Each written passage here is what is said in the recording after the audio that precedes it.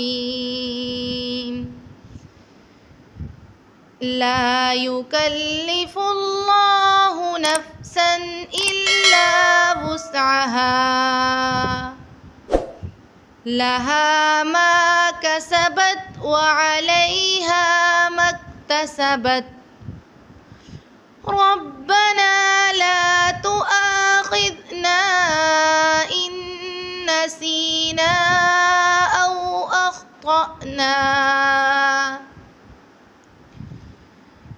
ربنا ولا تحمل علينا